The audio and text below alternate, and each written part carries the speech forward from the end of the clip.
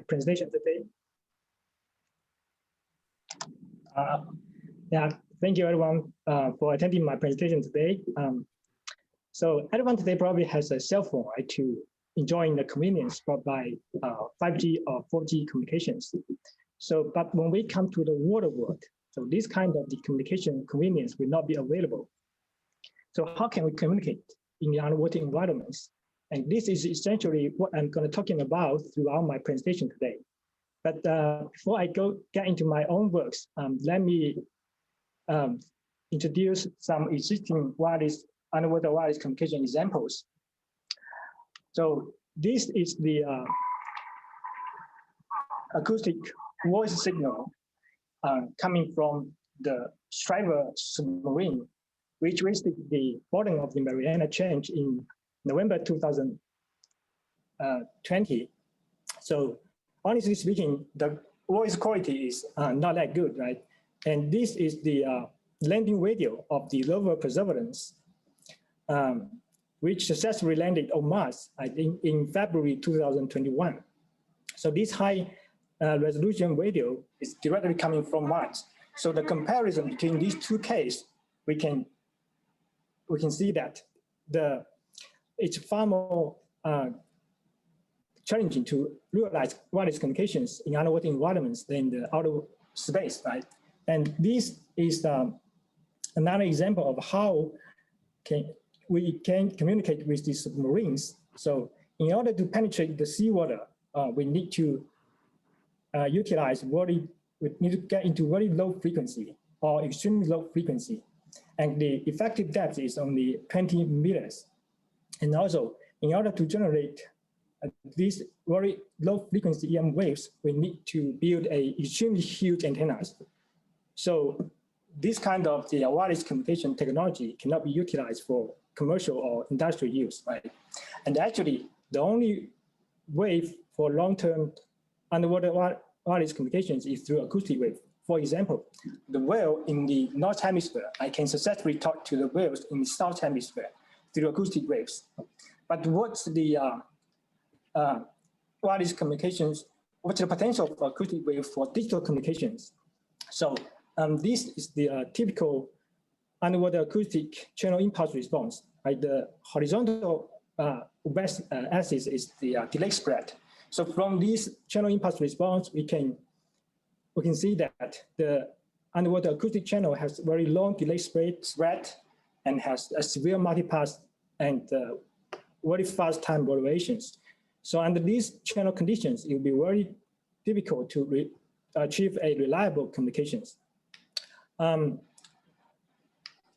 this is the commercial acoustic modems. So the maximum data rate is only 15 kilobits per second, but the transmission power can be up to 10 watts. So in order to get a more intuitive feeling about what this means, I also include a 4G form and a 2G form here. So even a 20 years old second generation mobile phone, right, can have much better communication performance than the acoustic modems. So what's the reason behind this poor underwater communication performance? I think the first thing we notice is that the acoustic wave propagates in a very low speed, which is approximately 1.5 kilometers per second. This will result in long propagation delay, as well as severe Doppler shift. And due to the long propagation delay, so underwater acoustic communications is not quite suitable for delay-sensitive applications, such as communications among an AOV swarm. And another intrinsic drawbacks of acoustic channel is that the attenuation is frequency dependent. So, which means as the transmission distance increase, the available bandwidth will be decreased. So we will have a very limited bandwidth for long range communications. So in order to overcome these two drawbacks, right, we must rely on something completely different from acoustic waves. So what could be the alternative solutions? And with this question in mind, I would like to introduce 3 of my PhD works. And hopefully after this presentation, you guys will have a more clear answer to these questions. Okay. My first work is the underwater MI wireless communications, which is a great potential for delay sensitive applications. My second work is the stretch-wave communications along pipelines, which is a potential alternative for underwater long-range communications. And in my third work, I will show you how to combine all these different underwater communication technologies to enhance the network performance through hybrid networking. All right, without further ado, let me start with MI. So the magnetic resonance technology gained its popularity like from 2006 when an MIT research group released a wireless power transfer prototype. The energy is pure transfer purely rely on the magnetic coupling between the reception coil and the transmission coil. And since the magnetic field is not sensitive to its surrounding environments, right? So people realize that this kind of the technology can be utilized for wireless communications in harsh environments, such as underwater or underground. So, in order to evaluate the potential of underwater MI wireless communications, the first thing we need to know is how does magnetic field behaves in the seawater, right? Normally, the propagation of magnetic field in the air does not suffer from any medium loss. But in the seawater, the attenuation is extremely significant due to the conductivity, right? So in this kind of attenuation can be quantified by the skin depth. So the skin depth is the penetration depth when the field strength drop down to 1 over V of its initial amplitude. And in terms of the attenuation, it's about 54.6 dB per wavelength. So which means the effective communication range of MI underwater MI is 2 wavelengths. So for example, 10 meters at 100 kilohertz or 18 meters at 30 kilohertz. So this implies that the underwater MI will be a short range communication solutions, right? And one possible application scenario is we can utilize these communications to provide a fast link between AUVs, or we can utilize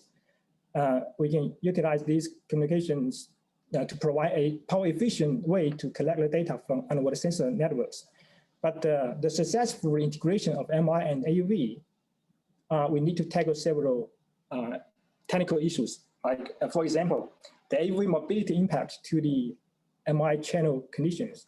And also we need to deal with the metallic body, which will prevent the penetration of magnetic flux right through the AUV. So the solution to these two problems brings my two main contributions in this work. The first one is we characterize the dynamic MI channel, and the second one is we propose a ferric acoustic geometry conformal MI antenna design.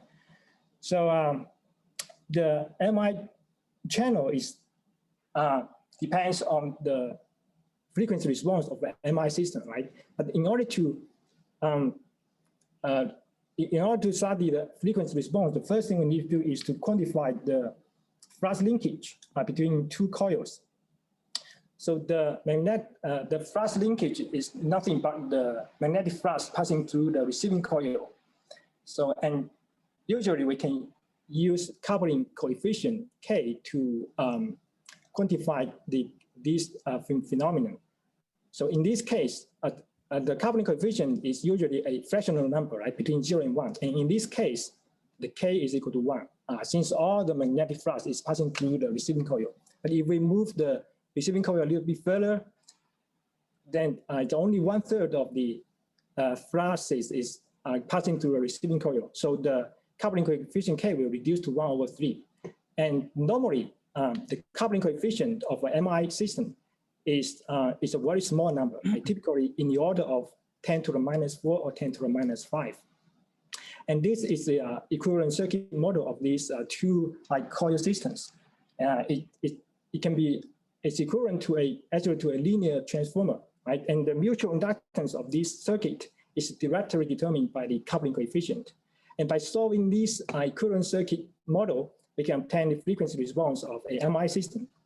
So from this frequency response, we can see that depending on the coupling coefficient, right, the MI channel can be divided into two different categories: the strongly coupled MI channels and the loosely coupled MI channels. And actually, when an AUV is approaching its target objects, right, it will gradually enter the loosely coupled region and the strongly coupled region. The loosely coupled is essentially means the transmission coil is far away from the reception coil, and mathematically, the coupling coefficient K is much smaller than the reciprocal of the quality factor of the coil. And under these situations, we can simplify this circuit model into two simple RLC resonance circuits. And by solving these two resonance circuits, we can get the available bandwidth for MI, which is proportional to the reciprocal of the quality factor. And the strongly coupled is basically means the transmission coil is very close to the reception coil. So the coupling between these two coils is very strong. And under these coupling conditions, we will have two resonant frequencies. And at these resonant frequencies, the induced current at the receiving coil is actually have the same amplitude as the excitation current in the transmission coil. And based on this knowledge, we can also simplify this complex coupling circuit into two simplified RLC resonance circuit. We need to pay attention to the self-inductance here. So it's not the pure self-inductance anymore, right? It's the self-inductance minus or plus the mutual inductance. And also by solving these two simplified version of the RLC circuits, we can get the available bandwidth for strongly coupled conditions, which is not only determined by the quality factor, but also determined affected by the coupling coefficients. So based on the frequency response, we can also estimate the MI channel capacity, right? So from the bandwidth point of view, a smaller Q will have a larger channel bandwidth. But from the signal strength point of view, or the path loss point of view, a larger Q will end up with a higher channel capacity. So there must be an optimal Q that can achieve the maximum channel capacity, right? So we take the Q as a decision variable to maximize the channel capacity. And by solving these optimization problems, we can get the optimum quality factor of the coil and as well as the channel capacities. And this figure shows the channel capacity of our lab testbed as well as the simulation models. So speaking of the lab testbed, let me first summarize the MI channel characteristics, right? So the first thing is it works under very low frequency, typically under 100 kilohertz. And the frequency response is like a bandpass filter, so it will have a very narrow bandwidth, typically several kilohertz. And the good thing is that this MI channel does not suffer from fading or Doppler shifts. So we built our MI physical layer based on the PSK and QAM. And since we do not need to deal with fading and Doppler shift, and the only thing we need to take care of is the synchronization problems. Okay, and this is the simulation model of our MI wireless communication systems. It can be divided into three parts, right? The transmitter, the receiver, and the MI channel. On the transmitter side, we just generate some random bits and then perform the PSK or QAM modulations. The MI channel is simulated by a linear transformer, and by varying the coupling coefficients, we can simulate different MI channel conditions. And on the receiver side, I will show you that just by performing the pure simple synchronization, we will have a very good demodulation results. And this is our proposed synchronization schemes.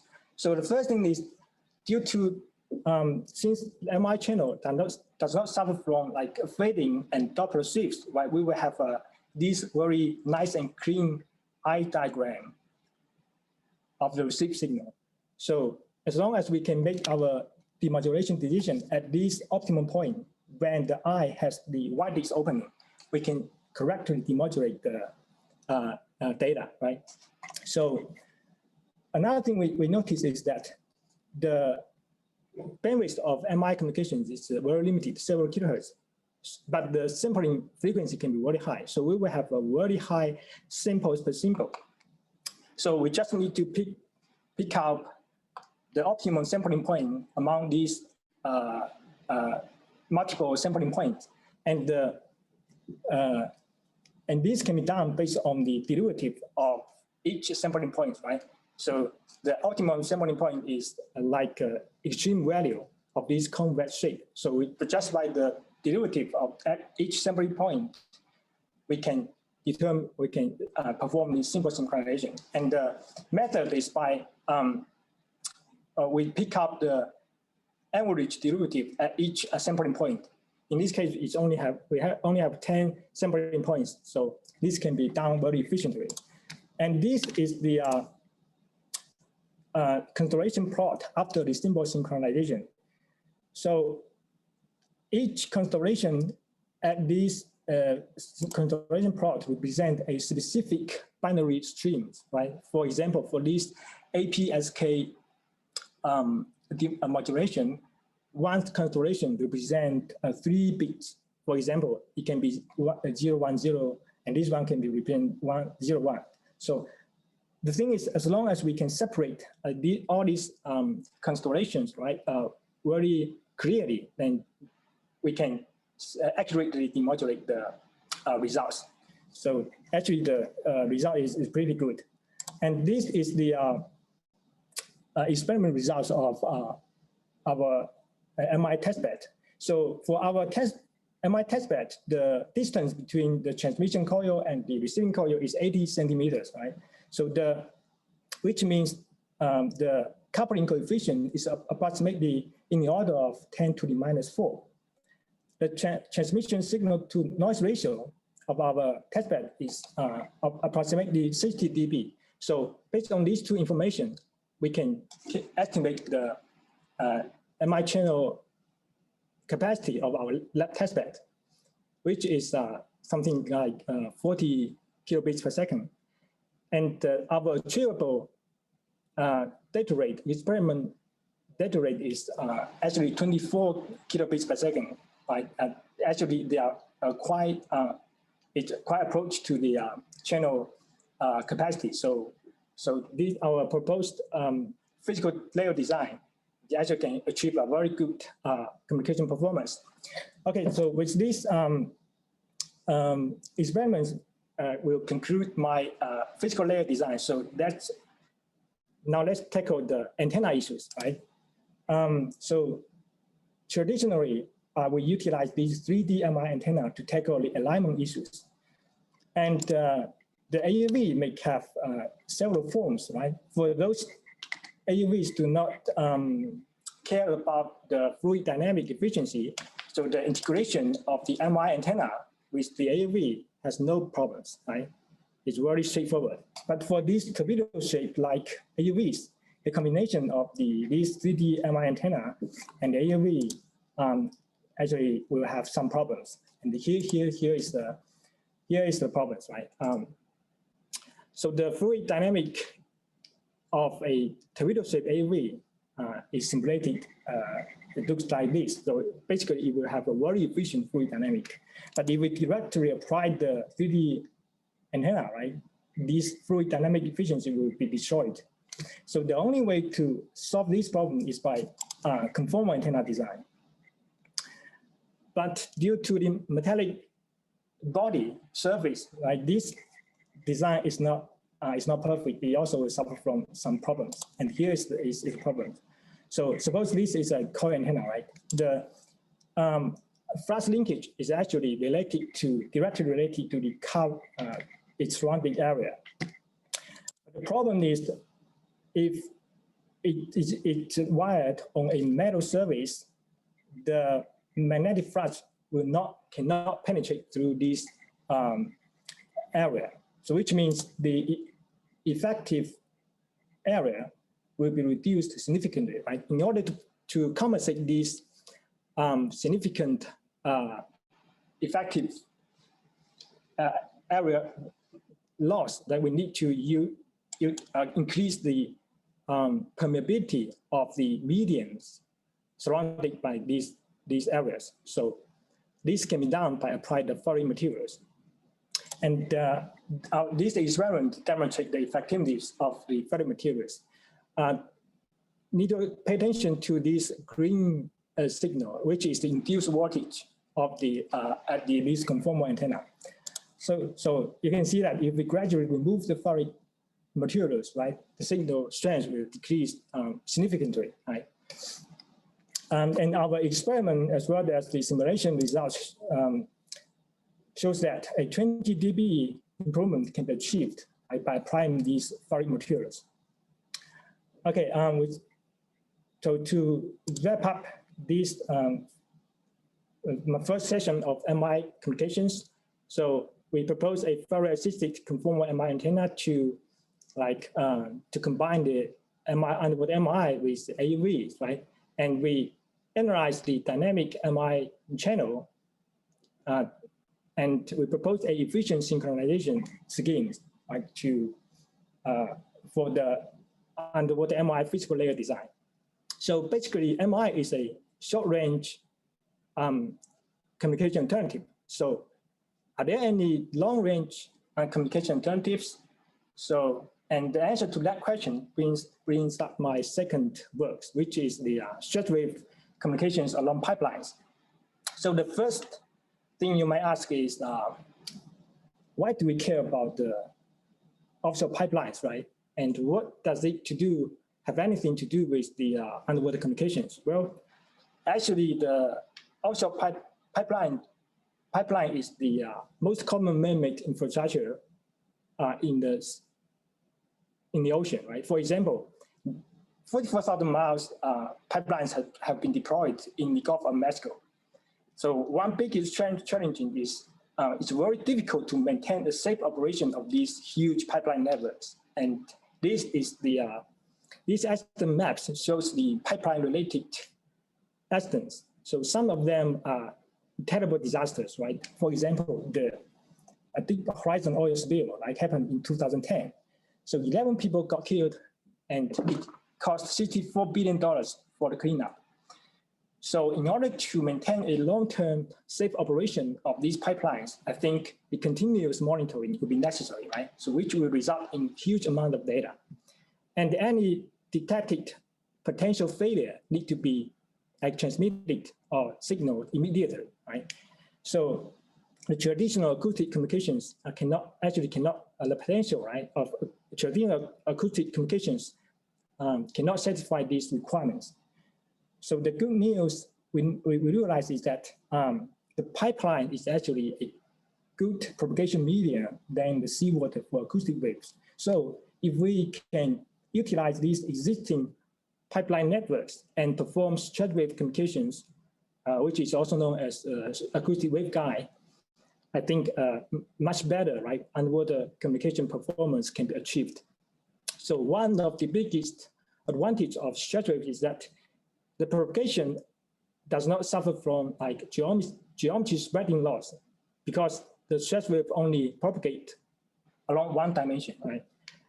So another big advantage is that it does not suffer from absorption loss.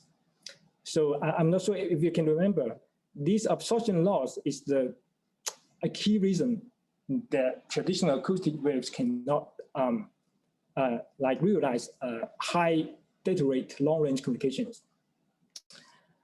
And the only attenuations can be caused by dampings, but our theoretical as well as numerical evaluations also shows that the attenuation caused by damping is also very small. So from the attenuation point of view, this shortwave channel will be much better, right, to realize long-range high data rate communications. Of course, a real shortwave channel need to be measured, right, based on a real pipe. So we built up a shortwave communication testbed based on two pipes. And as we actually, based on these Z-wave testbed, we've done a lot of lab scale experiments as well as underwater experiments. So I will show you some experiment results in the next few slides. So the first thing we can do is we can transmit a very simple signal, right? Something like the sinusoidal modulated signal, and then observe the received signal. So from the received signal, actually, it's very obvious that the received signal will last much longer, right, than the transmitted signal, right, which means it will cause significant interference from the communication point of view. For example, if we transmit a BPSK signal, even with a huge gap time between the adjacent symbols, we still can observe a very significant distortion on the receiver side. And in order to measure the frequency response of the Z-wave channel, we actually utilize linear chirp signal. So we transmit a linear chirp starting from 50 kilohertz to 350 kilohertz. And based on the frequency response of the transducer as well as the power spectrum of the received signal, and we can obtain the channel response of the Z-wave channel, which is quite frequency selective. And it's not surprising, right? Because from previous slides, we know that we will have a severe intersymbol interference, right, due to the long delay spread. So in order to tackle this, so one possible reason behind this frequency selective frequency response is the multimode dispersion. So the Z-wave is actually propagate at different forms or different modes. For example, the longitudinal mode, which has the same vibration direction as the propagation direction, and the torsional mode, which the vibration direction is perpendicular to the propagation direction. The key problem is that different modes will propagate at different speeds. So from communication point of view, this will cause some problems. And then this is the reason why it will cause problems, right? Suppose we have mode 1 and mode 2, and mode 2 propagate much faster than mode 1. So each symbol will have a fast copy and a slow copy, right? So the fast copy of current symbols will cause interference to the slow copy of the next symbols, right? This is the multimode intersymbol interference. Also, the reflection will also cause interference, right? The reflection from previous symbol will cause interference to the next symbol. So these are two basic mechanisms behind this severe intersymbol interference. So in order to combat these ISI, we need to measure the delay spread. And so theoretically, we can estimate the delay spread based on the transmission distance as well as the length of the pipe. So for the multimode delay spread, right, it's actually the propagation time difference between the fastest mode and the smallest mode. And for the reflection-based delay spread is actually determined by the reflection path length and the propagation speed. The typical propagation like reflection path length is twice of the pipe length. But for a practical Z-wave channel, it can be this delay spread can be measured based on the channel impulse response. So the channel impulse response is nothing but so from the mathematical point of view, so the received symbol is the convolution of the channel impulse response with the transmit symbol. So based on the transmit symbol as well as the received symbol, we can actually calculate this channel impulse response. So if we rewrite this relationship in a metric form, everything will be much more clear. So as shown here, right? The Y is the received symbol vector. H is the channel impulse response, The S is the transmit symbol matrix. So we can apply this square method, right, to solve this matrix equation. So we can easily get the channel impulse response. And this is the channel impulse response of our lab testbed. So from this channel impulse response, we can see that the delay spread is something like 2 milliseconds, between 2 milliseconds and 3 milliseconds. So as long as we get this channel impulse response and we can deal with the ISI, and we can utilize multiple ways to deal with this intersymbol interference. So the first one is we can apply the equalization, right? So the basic principles, it looks like this. Like if we transmit some symbols along a stress wave channel, the received symbol will be the convolution of the transmit symbol and the channel impulse response, right?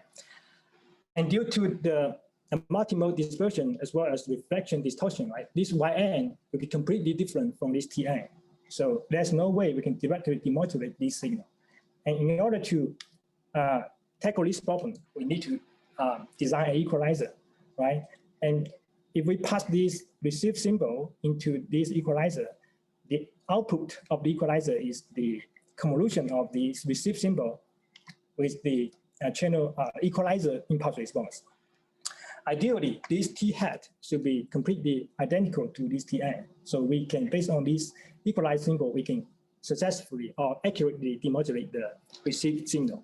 So the problem here is how can we design this equalizer, right? Basically, we also have two different ways, which is the zero forcing one or the least square one. And the principle of the equalizer design is very similar to the previous channel equalization method. And the determination of which method is determined by this received symbol matrix. If this matrix is a square matrix, right, we can take the inverse. So we can apply this zero forcing method. But if this received symbol matrix is not square, right, we need to apply the least square method to solve this equalizer impulse response. And of course, in order to get this transmit symbol information, we need to transmit some pilot symbols, right? Which is nothing special, right? Which just means on the receiver side, we know what is transmitted, and based on that information, we can design the equalizer. And this is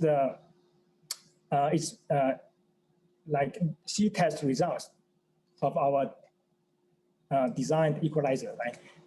You can see based on the constellation, we can see that it works pretty well. And another method to combat this intersymbol interference is by OFDM, right? I knew it's impossible for me to introduce how OFDM works in this short presentation, but I can explain you how OFDM can combat the ISI.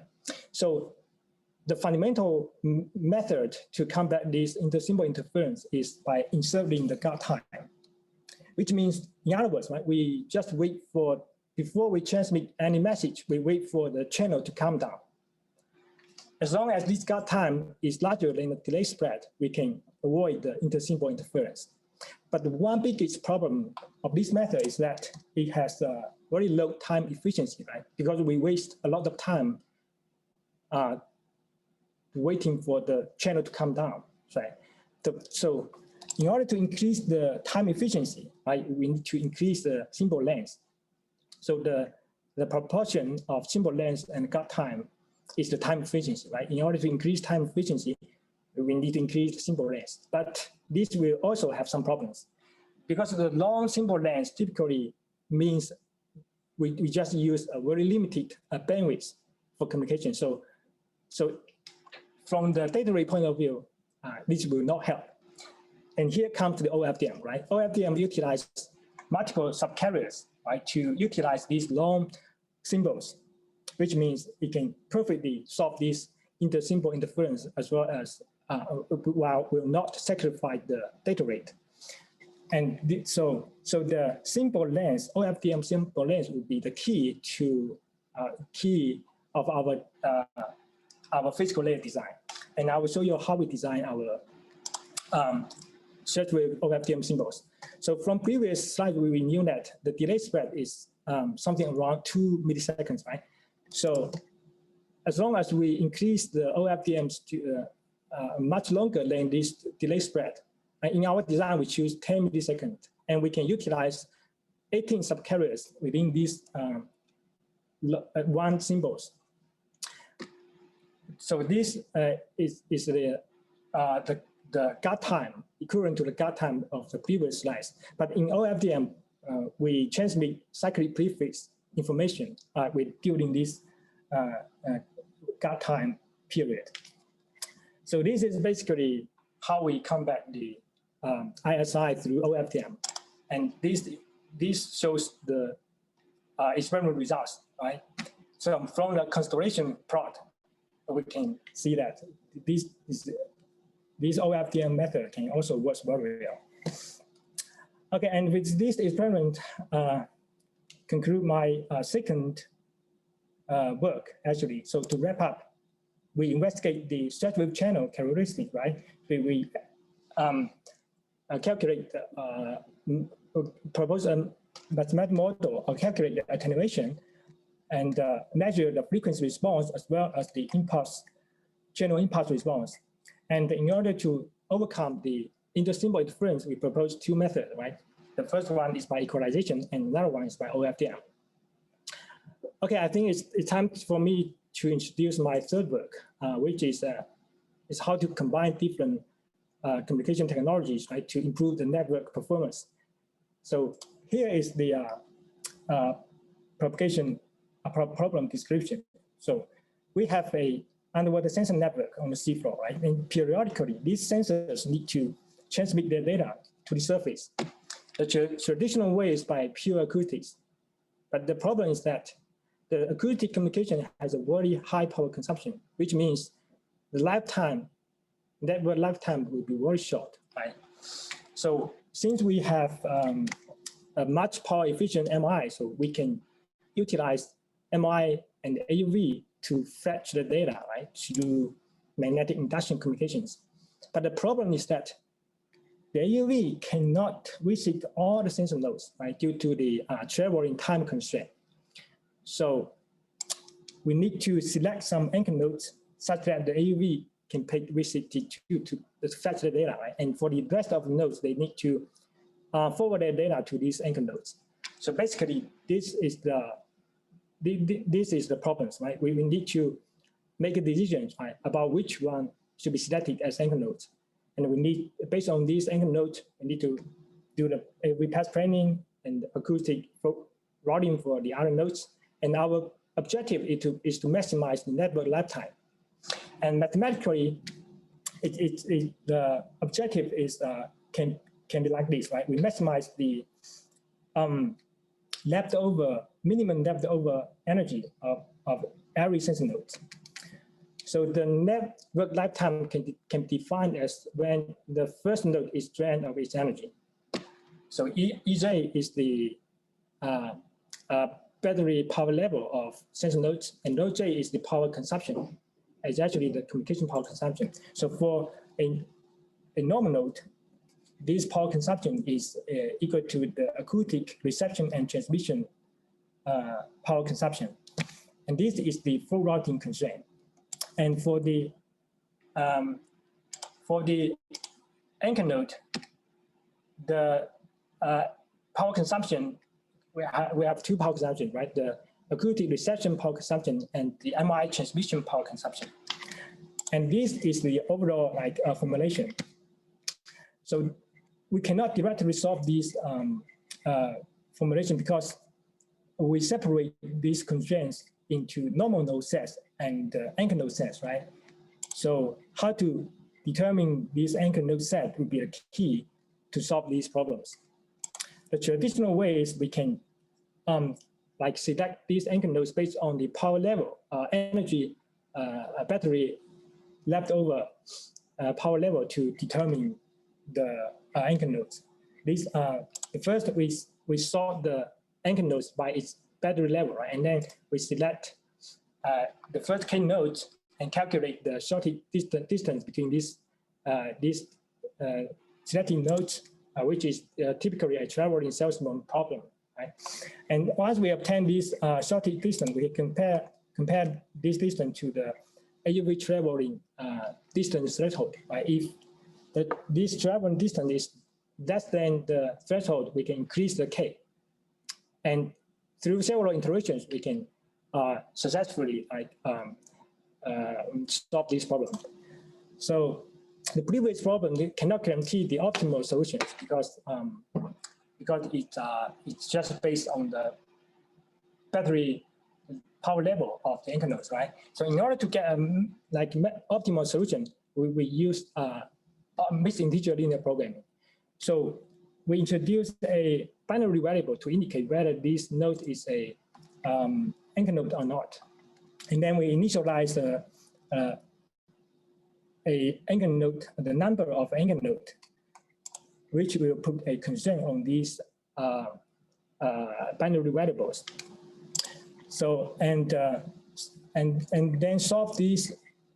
Then this optimization problem can be solved, which will give us an anchor node set. And based on those anchor node set, we can calculate the travel distance of the AUV. And if this travel distance is less than the AUV minimum travel distance, we can increase the k, right? Also, through several iterations, we can get the optimal solution. And this is the numerical evaluation setup, right? We deploy 20 anchor nodes on an area with 1.5 kilometers by 1.5 kilometers. The sensing data rate of the sensing nodes is randomly choose from 500 to 2K bytes per hour. And the initial battery energy is 126 joules. We set the AUV traveling period to be 1 hour. And suppose the AUV speed is 1 meters per second, then the traveling distance threshold is 3.6 kilometers, right? So in terms of the acoustic communication power efficiency, we estimate, we based on some commercial acoustic modems. And for the MI power efficiency, it's based on our experiment results, which is 24 kilobits per second at 1.25 milliwatts. And this is the numerical results, right? So for purely acoustic communications, it can only last for 6 hours. But for our proposed two methods, right, it can significantly increase the network lifetime. And by changing the network topology as well as the sensing data rate, we can see that the proposed alternating mixed integer linear program method has better performance than these battery-based algorithms. Okay, to wrap up, we propose a power-efficient data collection schemes which combines acoustic communications, MI, and AV, right? And we propose a anchor node, alternative anchor node selection and flow routing algorithm to solve these networking problems. Okay, to conclude this talk, I actually, in my first work, I applied with MI to an AUV to solve the lag-sensitive communication requirements, right? So in order to do so, we designed a ferrite-assisted geometry conformal antenna. We also analyzed the dynamic MI channel conditions due to the mobility of AUVs, right? And we also proposed a simple synchronization algorithms for underwater MI physical layer design. And for the stretch wave communications along pipelines, we established a stretch wave communication testbed and identified the stretch wave channel characteristics through different experiments. And then we proposed two methods to combat the intersymbol interference, which is the equalization and the OFDM modulation schemes. And on our hybrid networking works, we propose a acoustic plus MI plus AV like solutions, right? Hybrid data collection schemes, and proposed an anchor node selection algorithm to solve these networking problems. This is the publication during my PhD study. And of course, I need to acknowledge all the people that contribute to this work. Firstly, I'd like to mention my direct collaborators. And Lee and I actually entered graduate school in 2016, right? And since then, we have worked very closely on the CPS projects. And she provided a lot of console simulation results for Underwood MI communications. I really appreciate that. And Chao Xian and Chen Pei and I actually did work very closely on the underwater communication lab testbed as well as the experiments. And without their help, it won't be easy for me to handle those experiments. So appreciate it. And I still remember in summer 2018, I think Stefan, Javier, and I tried to report to do the subsea MI communication field tests for our first UNET paper. Okay, and Sihong, Michael, and Jun Xiao from the Song's lab, we work very closely on the strategic communications for SSI project, I think in 2018 and 2019. I also would like to thank my committee members. Thank you for coming today, and thank you for all the support during the past 5 years. Actually, most of my experiments is carried out in the Chen's lab. Really appreciate that. And I still remember, and I'm very grateful that Dr. Gamin Song took me to, I think, Galveston, right, to do the shortwave subsea test, like in, I think, in summer 2019. And actually, my first 3D MI antenna is printed out into the Becker's lab. I really appreciate it. And thank you, Dr. Aijin, for inviting me to do the, to join you the underwater acoustic communications carried out in a very beautiful Dolphin Island in summer 2016. So it's a very wonderful and unforgettable journey. And that leave me with Dr. Pan, right? And this picture is actually taken in one of our group activities. And whether you can tell, this is me and this is Dr. Pan. So if my PhD journey is like rock climbing, like I'm able to climb to the top because I knew you will always get my back. So thank you very much for taking me in from day one and all the support during the past 5 years. And I also would like to thank all the members from CityDev and from our big Amigo group. It's you guys that enrich my PhD lives in UH.